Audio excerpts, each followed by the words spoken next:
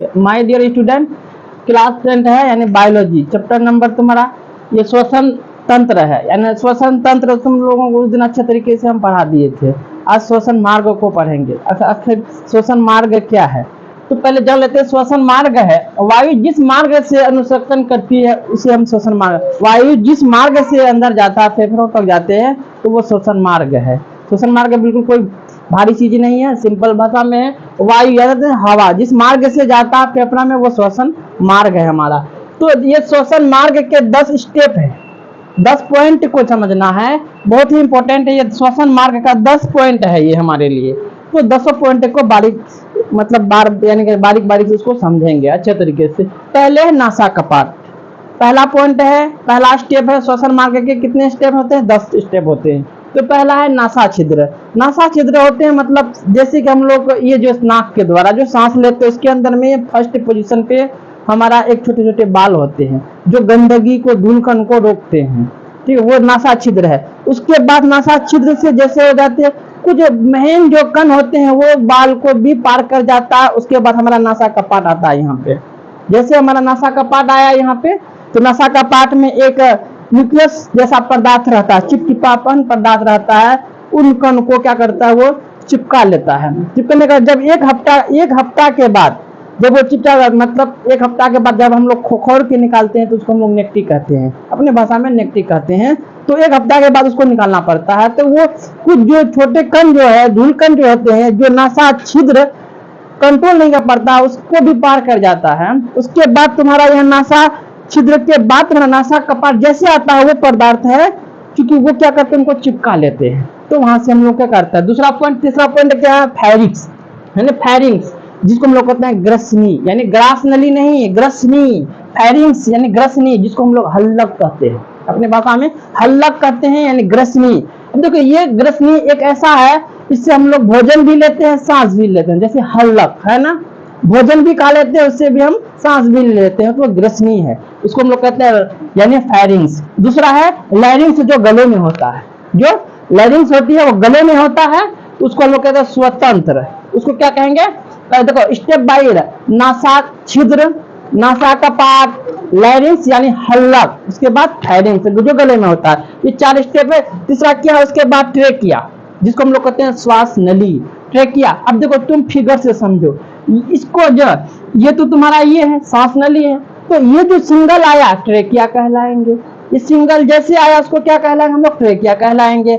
अब जैसे यहाँ तक आया ट्रेकिया के अंदर में एक छोटे छोटे से ये वाला दिख रहा है तुमको, छोटे छोटे ये रहेगा तो इसको कार्टेक्स कहते हैं, जो कि एक ये हड्डी के समान है लेकिन एक मुलायम हड्डी है, कमजोर हड्डी है। अगर ये हड्डी नहीं रहता, कार्टेक्स नहीं रहता तो ये जो पाइप क्या होता हमारा चिपक सकता था। जब चिपक जाएगा तो हमको सांस खींचे नहीं जाएगा तो मर जाएंगे। तो इसलिए ये क्या करता है उस पाइप को चिपकने नहीं, ये कार्टेक्स जो है पाइप को चिपकने नहीं देता, उसको क्या करता है वो बिल्कुल फैला के रखता है। तो यही ट्रेकिया के अंदर में ही जाता। अब चलो उसके बाद फिर वो कुछ दूर जाने के बाद ट्रेकिया वो 2 भागों में विभाजित हो जाता, 2 भागों में बढ़ जाता। जहां से आया ट्रेकिया 2 भागों में बढ़ जाता। दोनों भागों कहाँ लेके चला? फेफड़े में लेके चला जाता है यानी लंग्स में लेके चला जाते हैं उसको। तो जैसे 2 पहला था तो सिंगल, अब दूसरा 2 भाग में गया तो उसको हम लोग ब्रोनकाई कहते हैं। उसको क्या कहेंगे? जो 2 भागों में बटा ब्रोनकाई कहलाएंगे। तो पहले था, उसके बाद फिर अंदर फेफड़ा में जाने के बाद कई भाग मिल जाते हैं, वो कई भाग में बढ़ जाते हैं जिसको ब्रोनकाई यानी ब्रोनकाइलियस कहते हैं। हम लोग क्या कहते हैं? ब्रोनकाइलियस कहते हैं। अब पहले समझो, पहले प्रयोग समझो। सिंगल था ट्रेकिया, सिंगल था तो ट्रेकिया, अब देखो सिंगल था तो क्या कहेंगे? ट्रेकिया। 2 भागों में बटा तो ब्रोनकाई, और कई भाग में जाके बढ़ गया तो ब्रोनकिलियस।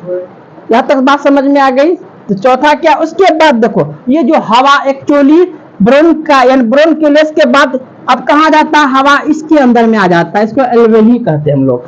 फिर बात को समझो, एल्वेली इसी के अंदर में आता है। इसको जो ये गुच्छा के समान जो है, ये गुच्छा के समान जो है, क्योंकि सिंगल था तो ट्रेकिया, 2 भागों में बढ़ गया था ब्रोनकाई, अब कई भाग में अंदर में जाने के बाद गया था ब्रोनक्यूलियस। अब देखो वही ब्रोनक्यूलियस के मुंह पे जो गुच्छा के समान होता है, गुच्छा जैसा आकृति होता है, तो उस गुच्छा को हम लोग क्या कहते हैं? एल्वेली कहते हैं, यानी एल्वेली कहते हैं, जिसको हम लोग हिंदी में कहते हैं वायु कोष्ठक। क्या कहते हैं उसको, वायु कोष्ठक। एक्चुअली हवा वहीं पे जाता है, वायु कोष्ठक में ही हवा हमारी पहुंचती है।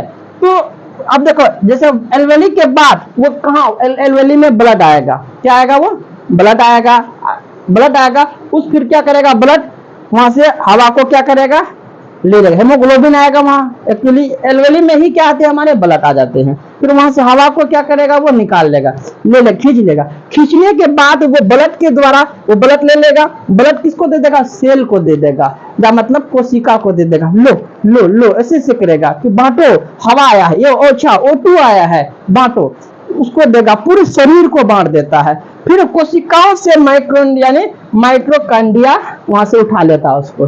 फिर देखो क्या क्या होता है, देखो सेल पहले क्या है, फिर समझो, यानी पहले समझो क्या है, नासा, सांस का मार्ग, श्वसन का मार्ग जो है, पहले नासा का पार्ट, ये नासा छिद्र, उसके बाद नासा का पार्ट, ग्रसनी मतलब हल्लक, जिसमें कहते हैं, क्या कहते हैं हम लोग, फायरिंग्स यानी हल्लक, यानी लैरिंग्स, क्या कहेंगे उसको, फिर लैरिंग्स स्वतंत्र, उसके बाद सिंगल था तो ट्रेकिया, दो भागों में बांटा तो ब्रोनकाई, कई भाग में जाके बढ़ गया तो ब्रोनकिलियस। अब उसके बाद ब्रोनकिलियस बाद कहाँ जाएगा, हवा, ये एल्वेली में जाएगा, फिर एल्वेली में क्या आएंगे, ब्लड आ जाएंगे। जैसे ब्लड आएगा तो फिर वो ब्लड लगा किसको दे देगा, सेल को दे देगा, यानी कोशिकाओं को दे देता है। जैसे कोशिकाओं में चला जाता है ब्लड, उसके बाद फिर वहां माइक्रोकांडिया आता है, उसको उठा लेता है, फिर वो शरीर में पूरा ये करता है। तो ये तुमको ये अच्छे तरीके से समझ में आ गया होगा कि ये श्वसन मार्ग क्या है। अब देखो एक चीज और तुम लोग मानते हैं, एक हम लोग जो सांस लेते हैं, यानी 70% डायफ्राम ही मदद करता है, ये मांस का बना रहता है। डायफ्राम किसका बना हुआ, मांस का बना हुआ। तो ये जो क्या करता है जानते हो, जब हम लोग सांस लेते हैं, ये जो हमारा क्या है, डायफ्राम नीचे हो जाता है। डायफ्राम क्या होता है, सांस जब खींचते हैं ना, ये डायफ्राम हमारा क्या होगा, नीचे हो जाता है। तो हम लोग सांस को क्या करते हैं, अब सांस छोड़ने, सांस जैसे छोड़े तो ये डायफ्राम क्या करेगा, ऊपर से धक्का मारेगा, ये मदद करेगा किसको, एक्चुअली सांस लेने में, जो हमको सांस छोड़ने में ये मदद कौन करता है, हमको ये डायफ्राम ही मदद करता है। अब जब गर्भवती महिला के ये डायफ्राम के नीचे क्या, यानी डायफ्राम से पहले उनका क्या, शिशु यानी बच्चा है। अब उसको क्या करेगा, उस पोजीशन में वो तो डायफ्राम काम करना नहीं कर सकेगा, क्योंकि थैलेगा तो उसका बच्चा जो ऊपर जाएगा। लेकिन उस कंडीशन में क्या करेगा, रिप्स होता है, ये पसली कहते हैं हम लोग, जिसको हम लोग क्या कहते हैं, पसली, इंग्लिश में रिप्स कहते हैं। उसी से एक्चुअली क्या करता है, वो लोग सांस ले लेते हैं। जैसे वो लोग सांस लेते हैं रिप्स के जरिए से, अब देखो जैसे किसी किसी के फिल्म में देखे हो ना, फिल्म में क्या होता है कि वहां से छलांग लगा देता है, उसका डायफ्राम ही टूट जाता है, करता है, यानी सांस की, यानी उसका टूट गया डायफ्राम, वो क्या उसको काम करेगा, वो नहीं, डायफ्राम काम करना ही बंद हो जाएगा। तो हम समझते हैं 10 स्टेप तुमको श्वसन मार्ग का अच्छे तरीके से समझ में आ गया है। दूसरा तुम्हारा क्या है, इपिग्लोटिक्स, इसको भी पढ़ा था हम। इपिग्लोटिक्स ये क्या है, इनको बारे में समझो। एक चीज देखो, ये वाला जो मार्ग है, ये एयर वाला, हवा वाला है, ये वाला क्या, भोजन वाला है। तो समझो, इधर वाला हवा है, उधर वाला भोजन का। अब बीच में क्या, ये गले में होता है। एपिग्लोटिक्स कहाँ होते हैं, हमारे गले में होते हैं। ये क्या करता है, जैसे हम लोग भोजन किए, अच्छा भोजन किए हैं, एपिग्लोटिक्स आकर के कहाँ आ जाएगा, वो हरे वाला रास्ता में आके बंद हो जाएगा। ये एपिग्लोटिक्स बहुत ही गले में होता है, बहुत ये इतना जल्दी ये काम करता है, हम लोगों को भी समझ में नहीं आता। जैसे अच्छा भोजन आ रहा है, अच्छा वो आकर के क्या करेगा, हवा, एयर वाला जो है, हवा वाला जो नली, उसको क्या करेगा, बंद कर देगा। अच्छा खाना फिर उधर से वो चला जाएगा पेट में। और अच्छा सांस आ रहा है, सांस आ रहा है, तो फिर एपिग्लोटिक्स से कहाँ जाएगा, वो भोजन वाला में रास्ता में, ये वाला रास्ता में आ जाएगा। ओ इधर खाना आ रहा है, ये भोजन, ये हवा आ रहा है, तो वो क्या करेगा, भोजन और रास्ता को बंद कर देगा। उसके बाद वो हवा इधर चला जाएगा फेफड़े में, तो ये करेगा। अब उसी घड़ी हम लोग, अगर हमारा यानी ब्रेन व्यस्त रहता है, तो कहीं या किसी की याद में खो जाता है, तो उसको क्या होता है, उसको क्या होता है, अचानक याद पड़ता है। अच्छा अब देखो, वो सोया हुआ है, एपिग्लोटिक्स काम कर रहा, ब्रेन हमारा व्यस्त है, किसी की याद में खोया हुआ है, तो उस घड़ी में क्या करेगा, ये जो एपिग्लोटिक्स क्या करेगा, भोजन वाला कहीं रास्ता में बंद करके रहेगा, उधर से आएगा भोजन, वो एकदम बिल्कुल व्यस्त है, भोजन चला जाएगा ईयर वाला में। जैसे ईयर वाला में गया तो उसको क्या हो जाएगा, हिचकी आ जाएगा, अचानक हिचकी आ जाएगा। अचानक ये सारा काम कौन करेगा, हम नहीं करते रे। एपिग्लोटिक्स इधर आ जाओ, खाना जा रहा, और हवा जा रहा है, इधर आ जाओ, हम नहीं कर सकते। मेरा असल ये क्या कौन काम करे, मेरा ब्रेन करेगा। ये सब सारा काम कौन करता है, ब्रेन ही करता है। तो नहीं समझते हो अपने भाषा में, तो इतना है। अब देखो यही के अंदर में, इससे थोड़ा सा पहले इसके अंदर में हम जाते हैं, एक बार में कितना सांस लेते हैं, 500 ml। मनुष्य एक बार में 500 ml का सांस लेता है। जैसे ऑक्सीजन सिलेंडर अगर हम लोग लेके जाते हैं कंधे पे, पीठ पे, अगर पर्वत पे चढ़ेंगे तो ऑक्सीजन के साथ साथ नाइट्रोजन भी मिलाना पड़ता है, तब पर्वत पे चढ़ सकते हैं। समुद्र में जाएंगे तो ऑक्सीजन के साथ नाइट्रोजन की भी जरूरत है। दूसरा क्या है, गहरा समुद्र में जाओगे, जैसे 300 फीट जमीन के अंदर में चला जाओगे, यानी ऑक्सीजन तो रहेगा ही, अगर तुम वहां नाइट्रोजन नहीं चलेगा, वहां हीलियम चलेगा, इसके साथ हीलियम को मिलाना पड़ता है। ये तो तुम समझो।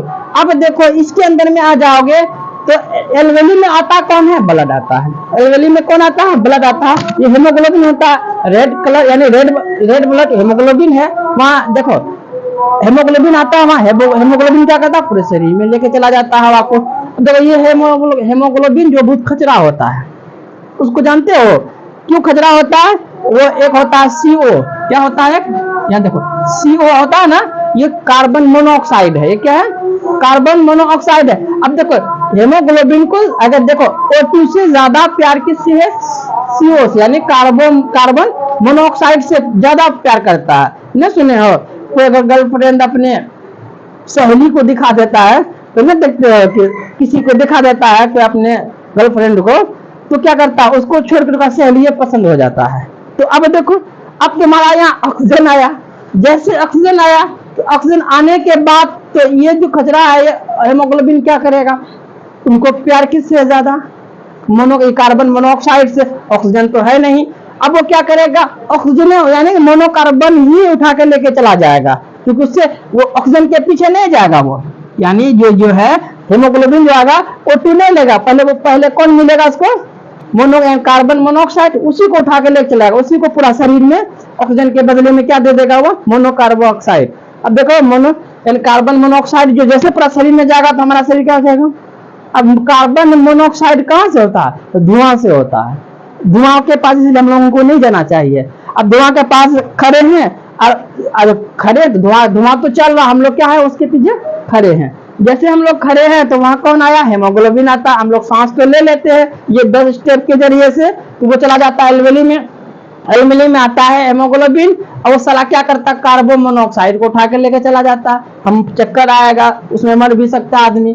तो हम लोगों को देखो इसीलिए धुआं के पास नहीं रहना चाहिए, क्योंकि वो धुआं क्या हमारे लिए हानिकारक है, और उससे जो हमारे ब्लड में, हमारे खून के अंदर में हेमोग्लोबिन जो है वो बहुत उसको पसंद करता है। तो इसलिए हम लोगों को हेमोग्लोबिन यानी O2 लेना है, यानी ऑक्सीजन, शुद्ध ऑक्सीजन लेके जाना है। तो ये 10 स्टेप तुमको समझ में आ गया होगा। तो अच्छे तरीके से अगर नहीं समझे तो इसके आगे में पढ़ाएंगे। इसके बाद ब्लड पढ़ाएंगे, सेल तो पढ़ाई दी हम, और उसके बाद ये ब्लड कहाँ कहाँ जाता है, क्या क्या होता है, उसके बारे में हम पढ़ा देंगे।